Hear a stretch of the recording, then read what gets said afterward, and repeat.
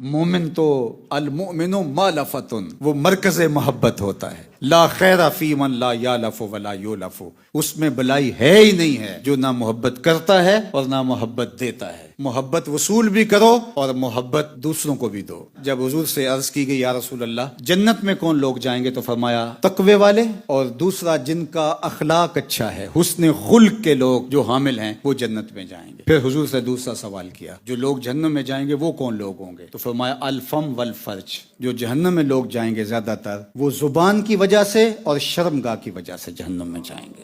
فرمایا جو تمہارے دو جبڑوں کے درمیان ہے، یعنی تمہاری زبان، اور دو ٹانگوں کے درمیان تمہاری پارسائی کی جگہ، ان دو کی مجھے ضمانت دے دو. میرے حضور نے فرمایا میں محمد تمہیں جنت کی ضمانت دیتا ہوں. اس کو قابو کر لو. 32 دانتوں کے اندر اس کو جکڑ کے رکھا گیا، اس میں ہڈی بھی نہیں رکھی گئی، پھر بھی نہیں سنبھلتی. زبان کو قابو. الفم والفرج، فرمایا یہ دو چیزیں جہنم میں جانے کا سبب ہوں گی، اور تقوی اور حسن خلق یہ جنت میں جانے کا سبب ہوگا. کبھی بھی تقوی کے دامن کو نہ چھوڑنا، ہمیشہ اللہ سے ڈرنا، ہمیشہ اس کے خوف کو اپنی روحوں کے اندر جاگزیں رکھنا، اس کے حکم سے اپنے سر کو نہ پھیرنا.